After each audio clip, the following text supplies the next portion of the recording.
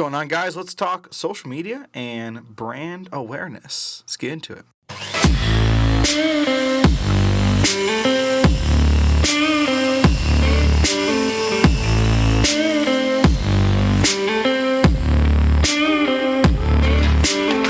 Man, I just got back. Yesterday I got my teeth cleaned. This might sound a little gross. First time in like 8 years. Don't at me. Look, it's rough when you're in college. You have no idea how insurance works, that sort of thing. But now I got a big boy job and I can actually get good insurance. So I did end up getting my teeth cleaned. It was a 3-hour process. I am thankful and blessed that there is nothing wrong with my teeth. Yes, brushing is good. Doesn't necessarily cover everything. You still need to go to the dentist to get your stuff cleaned. But brushing does prevent a lot of things. I'm extremely blessed. Even though I haven't been in 8 years, I was still, for the most part, pretty good. So brand new day, brand new teeth. It feels awesome. I recommend going to a dentist. The dentist actually gave me a solid tip. If you are struggling or you do not have money to maybe afford a cleaning from a dentist, your local community college, there's a good chance that there are some hygienists that are there that need people to practice on, and they're extremely cheap. She was saying like $10, $20. I don't know how it is in terms of COVID. I think everyone's online right now, but you might want to go down there and check it out. All right, so I want to talk about brand awareness, and I was talking to a couple other teachers, and we were kind of joking about my TikTok. In case you guys don't know, I have a TikTok, Mr.Garibaldi, Garibaldi. It's just my last name. It's on this podcast, but I always post things, and I said, you know what? Like, I don't average a lot of views, about, a couple thousand views each episode, but they add up, and I always talk about, like, Makita. I always make jokes about my tools and the brands and stuff, and I was talking to him, and I was like, you know what? Like, there is no social channel for these brands. I mean, yeah, they have Facebooks and Instagrams, but they don't have anything that their future workers are on. And I think that's what I really want to dive into and talk about today is just brand awareness and getting your brand out there and kind of making a little name for yourself almost. So when we talk about like TikTok and that sort of thing, a lot of construction people kind of scoff at that. Even a lot of teachers do too. Like, there's not a whole lot of teachers that are really into it either. And I'm kind of like one of the only ones that really, I guess, indulge in it. And I went into TikTok because it was a way that I can, one, be creative, and two, really reach my students, right? I want to give them content they can see at home, whether it be something silly, whether it be something informative. Everything kind of has a purpose and a goal. So yeah, I really believe that TikTok is a great tool for students and for teachers alike. But I scroll through TikTok. Even when I scroll through, I guarantee, I don't know if you guys see it if you're on TikTok, but NFL teams are running TikTok. It's crazy, right? The Detroit Lions TikTok page, everyone wants the Detroit Lions to comment on them. And it's so funny because the Lions are the last team I would really think about as having a solid social media page, but every team is having a social media page, and it's awesome. Benny the Bull from the Chicago Bulls also comments. Like, that's insane to me, and it's so cool and so brand aware, right? Even rival football teams, like I'm from California, so the 49ers can't play in the Bay Area. They have to move to Arizona to play their home games. And so the 49ers posted on their TikTok a scene from Step Brothers when they asked the parents if they can build a bunk bed and have so much room for activities. We all know that scene if you've seen Step Brothers. And I thought that was so funny and so unique and honestly really cool because those teams are technically rivals, but here they are coming together and making fun content. And that's all I really want to do as well, is just to make fun content for my students. Now, that being said, let's be a little realistic here. Do I think a construction brand wants to risk their manliness? And I say that with sarcasm, but I don't think so. And I think that's super weird. If you look at Makita, Milwaukee, Ryobi, any of those pages, they are geared towards a couple different people. They're geared obviously towards adults, which is fine, right? We associate building and that sort of thing with adults and with those adult kind of activities, I guess, like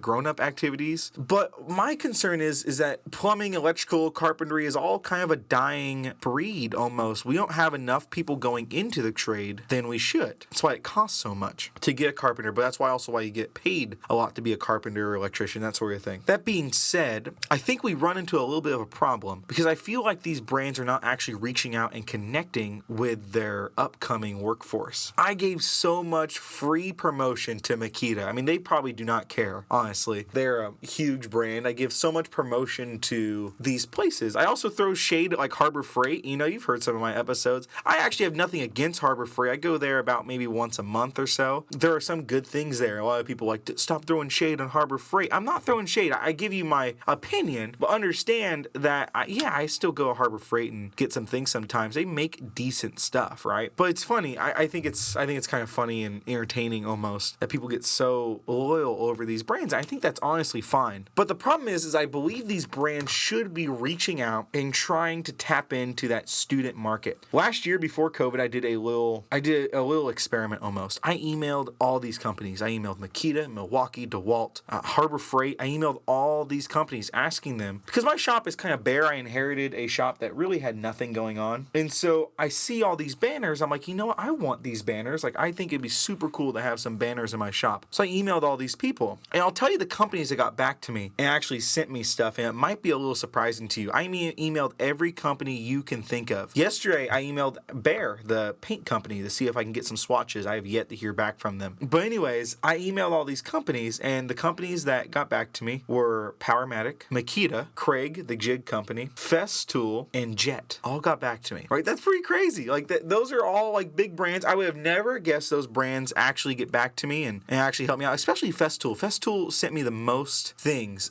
Lincoln Electric, they sent me tons of materials. And I don't even have a welding shop. I mean, we have a welding shop here, but I don't teach welding. All these companies supported me, and Makita was probably one of the coolest ones. I wasn't able to get work out because of the COVID situation, but I got in touch with our local dealer through Makita, and he offered to give me a bunch of like 10 signs and banners and stuff and bring them by, but it never worked out. Because due to COVID, everything shut down, and it was kind of rough and kind of hard to go through. But I contacted so many people, and I didn't really get a whole lot. And it really puts into perspective on who actually cares about education and youth, right? When I talked to DeWalt was nice. They talked to me, but they didn't understand exactly what I wanted. I wanted something to show off. Nothing that cost really a lot of money. They can send me posters. I'm cool with posters. But I wanted something to show off their brands. I do own a lot of DeWalt things in this shop. In fact, that's what I mostly buy for my students. But they didn't understand. They were trying to like get me to make a purchase, and which I'm normally fine with doing, but that wasn't the subject of the email I sent. But I think it's kind of interesting, the perception that these companies have. And I get the feeling that a lot of these companies really don't care too much about education. I hope I'm wrong, right? I really do hope I am wrong. I hope I fell through the crack. And I hope one day I can actually get to talk to people and ask and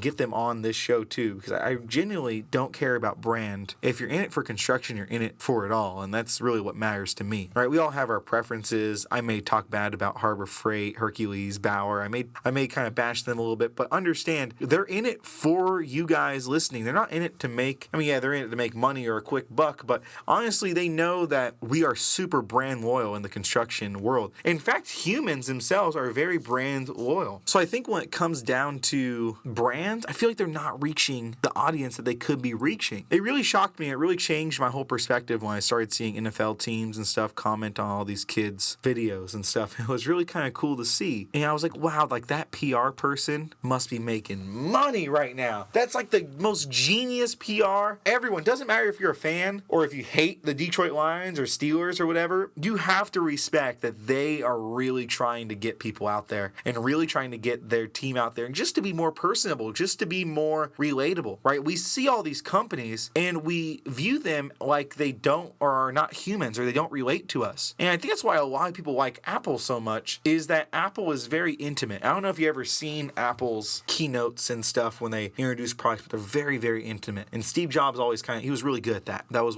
something he was really, really good at, was being intimate with people, right? And bringing his product and making his product kind of the center of the show, making everything look really nice and elegant and luxurious, but making it obtainable. Now, phones are super expensive, but his products are very expensive, but they live up to their hype. Like I've shared the story with many teachers, and a lot of teachers like Windows, that sort of thing. And I was on the same boat. I only owned a Windows until I got the high school, or until I got the college, and I bought a MacBook Air, and I never looked back. In fact, I'm recording and editing this on a MacBook Pro. I love these Macs, and I will never switch back. They're worth the money to me. They are the best laptops I've ever owned. They are absolute workhorses, and they're supported. And I think that's what people like about Apple, is that their laptops are supported, right? I know that 7 years down the road, my 2013 MacBook Air is still receiving update. My 2019, I think this is 2019 or 2020. Yeah, my 2019 MacBook Pro is still supported, right? Where I have a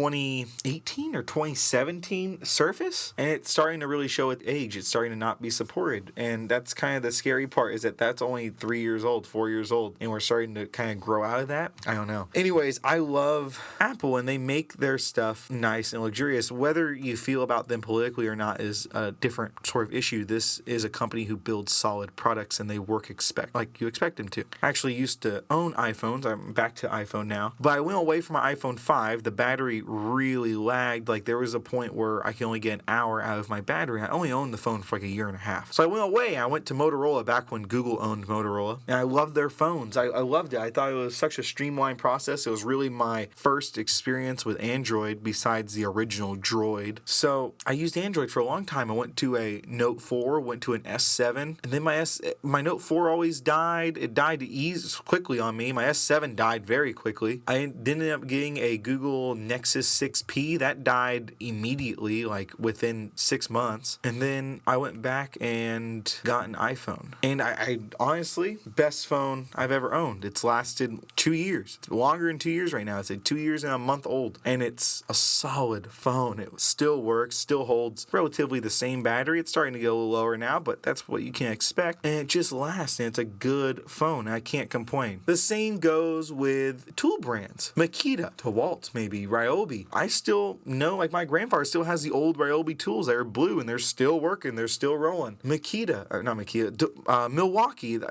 There's people that still own old Milwaukees that still work, right? DeWalt's, those brands last, they hold up, and they take a good beating, and that's a good thing. It's a really, really good thing. Problem is that people want to put unrealistic expectations into their tools, and the tools themselves don't reach the younger audience. If you look at the ads for Makita, Ryobi, DeWalt, Bosch, any brand, the ads are geared towards 35 to 45-year-olds. Heavily geared towards those people. It's stuff that 20-year-olds don't even think about, right? It's geared to homeowners. It's geared to people who have a yard, have a fence they need to build, are go-getters, building stuff around their house, doing renovations. It's not geared towards the 20-year-olds who may want to get into the trade. And I think this is where these companies miss out on, because these kids have a desire to get into the trade, but when they look at these ads, they're geared towards not them. They're geared towards homeowners. They're geared towards professionals who are already on the job site. They're not geared towards people who are going to be apprenticed. I think that's kind of the hardest road that a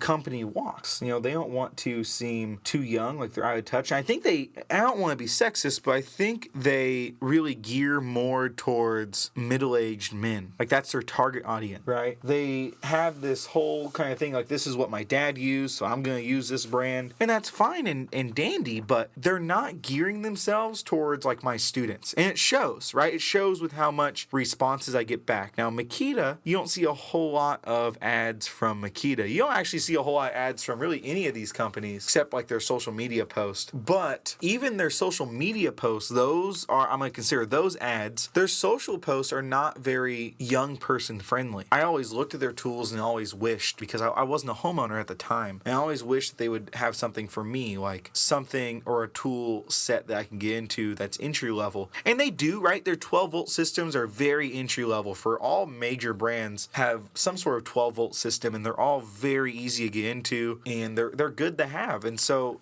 a lot of these companies miss arguably their best system is that 12-volt, and they push and gear their experiences more towards the professional workspace, which is fine, right? I watch YouTube channels. There's one called VCG Construction. They are awesome. They do a lot of cool testing and stuff. I don't necessarily agree with kind of their attitude. If you watch Vince from VCG, he has kind of an attitude about him, and you gotta kind of respect it, but it's not super welcoming, right? On some things he makes, like for example, he was talking about testing and stuff, and how there are some like testing YouTubers who, do a lot of tests, but he doesn't agree with them because he uses those tools on his job site. Okay, that's fine, right? They're all gonna, depending on the application, these tools are gonna behave differently. They're meant to be all around as much as possible, but when it comes down to attracting new customers, they do a horrible job at that. A lot of these companies are trying to get customers that they already have to it, already have. They're trying to get them to expand their system, which is honorable. I can respect that or understand that, but that's not what they should be doing. They should be trying to attract these young kids who have a want or a desire to go into that trade. And the way they should do that is by keeping, if they want to keep their Instagram and Facebook professional, absolutely, by all means do that. But maybe venture into TikTok, maybe venture into Snapchat, maybe venture into these places that kids are and show that you're lighthearted, that you can let down that guard a little bit. These companies act like a stuck-up dad. They act like that dad, not the cool dad that barbecues. They act like that one dad that stands next to the barbecuing dad with a drink in his hand, telling the barbecue dad how to barbecue. They act like that dad. And I feel like if they just loosen up a little bit, man, if they, take out the spatula, start flipping some burgers, maybe doing, some funny TikToks, they can kill it. They can absolutely kill it. And a lot of these companies, and it doesn't just stick with tool companies, a lot of these companies can really take note on the amount of fun people are having on these apps, right? Yeah, TikTok itself is fairly addicting. We understand that. We know that. It's arguably bad for your privacy, whatever. I don't even know. I don't want to get into that aspect of it, but the fact of the matter is, a lot of these companies can rope people in to their products, or at least have some sort of, clout? Have some sort of relationship to their customer. Right now, tool companies, if you want to know or how to buy a tool, you get your advice from someone who's bought them. I've never known anyone but my older brother who's owned Rigid. My dad never owned Rigid. Grandfather never owned Rigid. I don't know anyone who's owned Rigid, but my older brother loves it because he likes the color orange. Everything is orange, so everything's Rigid. I like Makita. I like teal. That's what my grandfather owns. So my dad owns. What everyone in my family owned is Makita. In fact, my family is immigrants from Portugal. They don't call it Makita. They call it Makita because they can't really pronounce it very well. But everyone owns Makita. When I came to this school, there was a teacher here who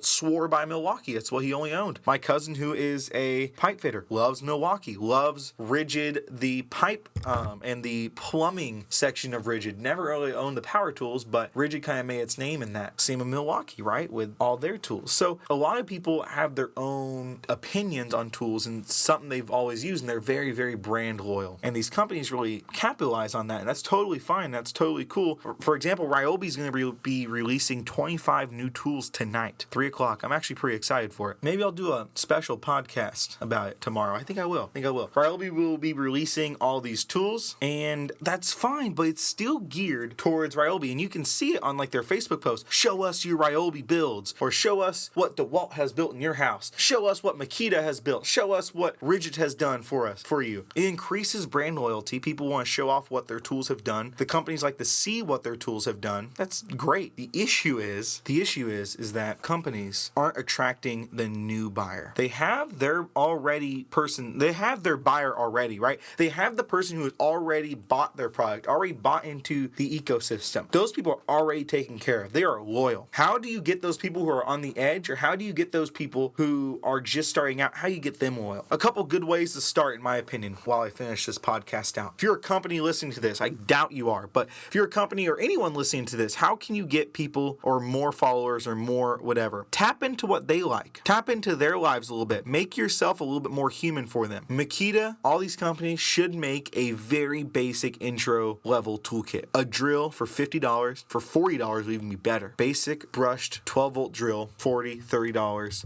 Drill, battery, charger. You can actually give them one of those little kits too that have the bits in it, and twist drill bits and regular driving bits. All right, that's important. Get those two. Get a little kit put together. Right, $40. That's all you need. A lot of these places have homeowner kits. Change it to apartment owner, right, or renter toolkits. Have very basic stuff. Drywall patch. Have nails. Have screws. Have anchors. And we already have a lot of those on Amazon. But make a quality one, right? Have DeWalt make a very quality one, or Makita make a very quality one. Rigid, Milwaukee, anyone make a really quality tool set. Don't let Black & Decker, don't let these cheap tools steal that market from them, right? Because these cheap tools have their own market. And I've talked about it before. I have to do a video on it about all these cheap tools versus expensive tools. There's plenty of videos actually you can find. Do not let them steal that market. Make sure that you still have that market. Make sure you still have at least a finger in that market. You may not have your whole entire company in that market, and that's totally fine. Have it in the pro market, but at at least have a little bit of some entry-level tools. Studies show that if one person has one brand, they're going to be loyal to that brand and try to buy more of that brand. And it actually works, right? I've installed a bunch of Moen fixtures. My garbage disposal went out. Guess what I went and bought? Bought Moen. I already have all their stuff. Might as well continue on. So there's only one company I have to call if something goes bad later on instead of 5 different ones. So, and it brings loyalty. So my challenge is for anyone out there hoping to increase their brand, find the market that is on the edge or the untapped market and try to go to them as well. Try to get them to join in on your group. That's what's super important. That's what we should focus on. And honestly, that's kind of what the podcast is for too, right? I kind of found a section of people who just want to listen to things. I'm really trying my hardest to make it about teaching, construction, that sort of thing. So a lot of these episodes bounce back and forth between teaching and construction, but it's still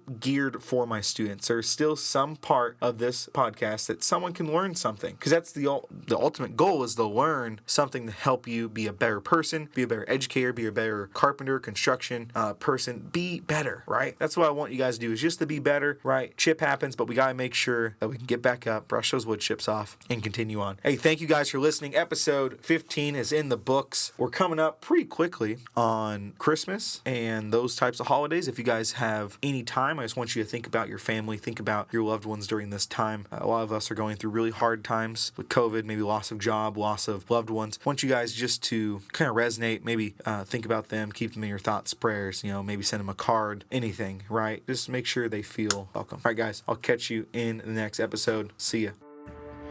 This has been an episode of the Chip Happens podcast. Thank you all for listening, and I will catch you next week with another exciting episode.